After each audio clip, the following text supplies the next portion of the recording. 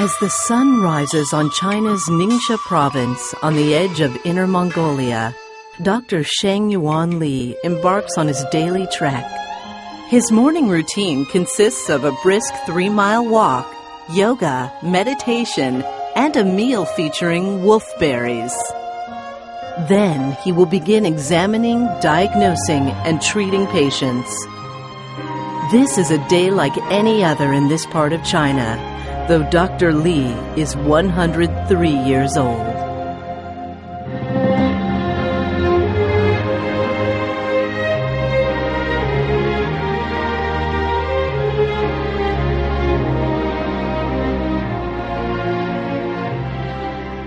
The legends of the Chinese wolfberry, or goji as it is called by natives, reach back over 5,000 years. The earliest Chinese medical texts extolled wolfberries for strengthening the eyes, liver, kidneys, bones, and muscles, as well as fortifying the qi, or life force. An early medical work, Shen Nung Ben Sao, noted wolfberry benefits ranging from replenishing vital essences to strengthening and restoring major organs. The amazing vitality of the elderly in the Ningxia province has long been attributed to the wolfberry. It has been a national treasure in China for many centuries, but until recently, it was virtually unknown to Western civilization. In 1982, there was the beginning of desire on the part of China to develop international relationships, particularly in technology and products. In coordinating the visits of the scientists from the Ningxia province, Dr. McKell arranged a meeting with one of Utah's prominent leaders in the wellness industry, Gary Young. Gary's company, Young Living Essential Oils, had already demonstrated its deep interest in unique natural health products with its pioneering role in the world of aromatherapy. Gary is very interested. His vision is about international, try to find some source can bring health things into the United States. He already has this kind of vision. So when he met people, like my father, he will bring the topic on the table, say, well, Professor Zhao, can you tell me what is the herb or any healthy food you thought is very good?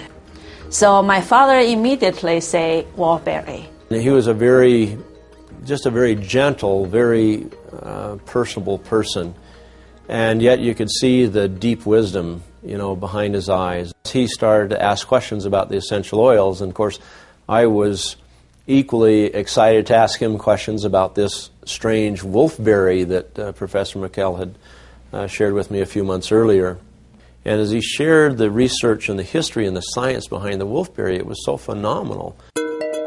Gary's passion to understand the science and culture behind this ancient health treasure led him to China, where he could experience firsthand the wolfberry plantations, processing facilities, as well as universities and medical centers involved in modern research. I was really involved with people who really felt the value and the mission and the purpose behind this product that I was going there to study and look at. We traveled to various different cities in the province of Ningxia, visiting the old people. And this is when my heart really got to pounding. Seeing here is a culture, a race of people that know not the concern of old age. That they just live every day for whatever they get out of it. But to still have the vision and the desire to live and be alive and to be productive in their culture and in their society. I had the opportunity to sit and have dinner with a little lady that's 121 years old, and she was working out in her garden. It was so beautiful to see this little lady. She put the hoe down when her daughter went over and got her, and she walked over, and I was invited to come in the house with the professors and Sue that were traveling with me.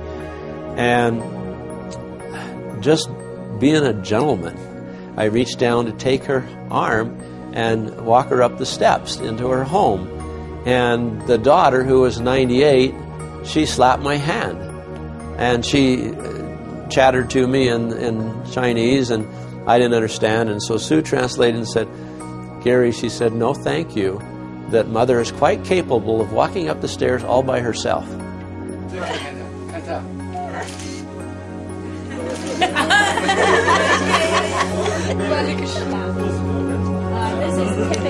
Oh yeah, and look at all the wolfberries. Sue and I were sitting in the back of the taxi, and the two professors, her father's students, were sitting in the front of the taxi. And as we were driving, Sue made a comment of how it was very interesting to her how we all came together.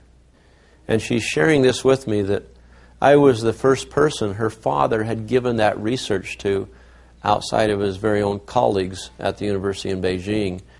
It was an interesting feeling, an emotion that came in all of us, because we could feel that there was a connection there. And Sue expressed, she says, "I feel there's got to be a higher power that has orchestrated and brought all this together from two continents on opposite sides of the world."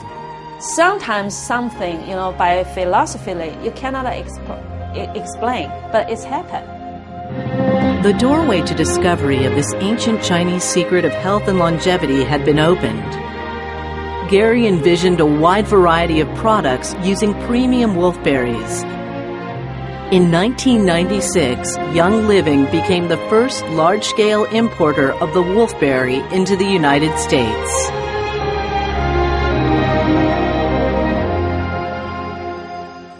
Because Gary knows that Ningxia is a hometown of the Wolfberry, so he want to only buy the Wolfberry from Ningxia. You can check the export record. Only Young Living buying big amount. Gary's crusade to bring the power of the wolfberry to Western culture would draw on inspiration from the ancients and take advantage of the best in modern science, technology, and innovation.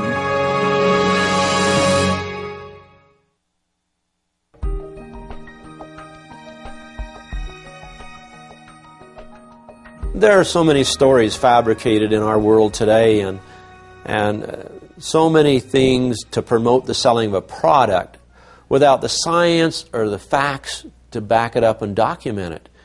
And there we find the new technologies really taking over and using as a foundation the traditional uses that sometimes couldn't be documented. But now we have the assurance that goes along with documenting active ingredients having tested in laboratories. There are at least 80 species of lycium worldwide, with 10 in China. Only the barbarum and chinense varieties have been studied for therapeutic effects, with the barbarum showing the highest nutrient levels in scientific testing. To the people of China, wolfberries from the Ningxia province are treasured above all others. When the people buying the Wolfberry, they always ask you, is this came from Ningxia? In the market, somebody will pretend that their Wolfberry came from Ningxia. Oh yeah, those Wolfberries came from Ningxia. But sometimes it's not. The Ningxia region holds the Green Certificate, China's equivalent of the USDA's organic certification. In addition, the Ningxia Wolfberry has won 3 gold prizes in the China Agricultural Fair and a gold prize in the Malaysian International Food Fair. The 2-week Wolfberry Festival is a highlight of the Ningxia province.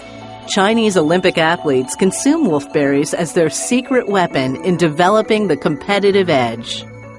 The Lycium barbarum growing in that state farm and in other places in Ningxia is well adapted for those conditions. There in Ningxia, the irrigation water comes from the Yellow River. It brings all that silt off. And where is the floodplain? The Elbow Plateau in Ningxia. Thousands of years of that rain and snow coming off those high mountains, bringing it down and deposit it into that plateau. And that's why the Ningxia wolfberry is so rich in nutrients. The elevation is just exactly right, you might say, for the plant to be most productive. So any other places would not have the same ecological conditions of soils, of pH, of water, or nutrients in the soil. Just beautiful plants. The auspicious cultural background of the Ningxia wolfberry did not prepare researchers for what they discovered when the actual chemical constituents were identified. The list of nutrients represents an astonishing array of compounds only recently understood by the scientific community, in addition to an impressive profile of vitamins and minerals. It has polysaccharides. It's higher in vitamin C than oranges. It's higher in beta-carotene than carrots. It's higher in calcium than cauliflower. It has 18 amino acids, 21 essential minerals, 16% protein by volume.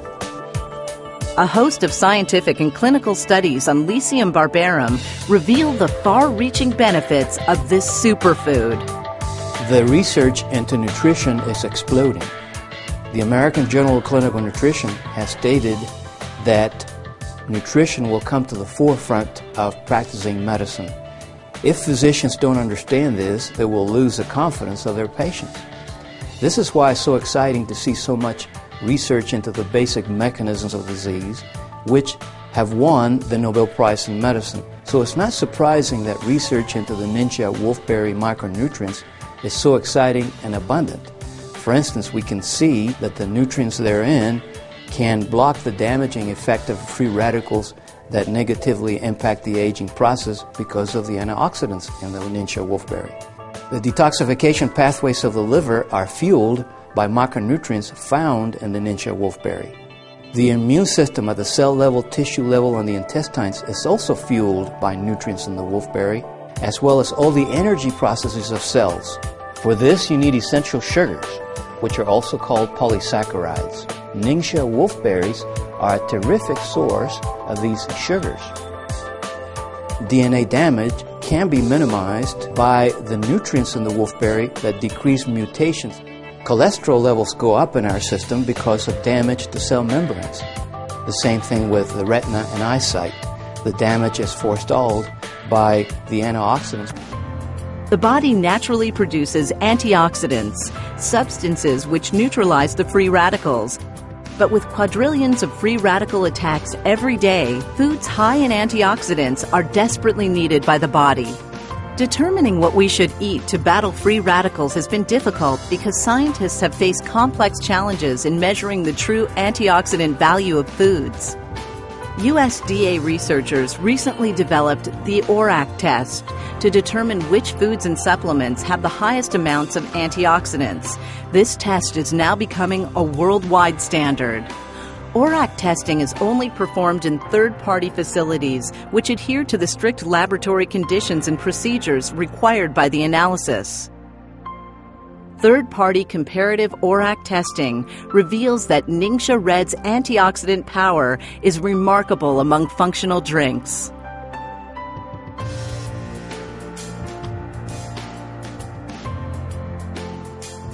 The S-ORAC is a specific type of ORAC analysis that measures the ability of a product to neutralize superoxide, the most dangerous and abundant free radical in the body.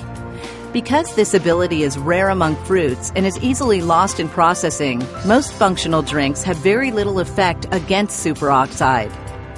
However, the natural S-ORAC activity in wolfberry is kept alive in Ningxia Red's synergistic preparation, giving it hundreds of times the activity of other popular functional drinks.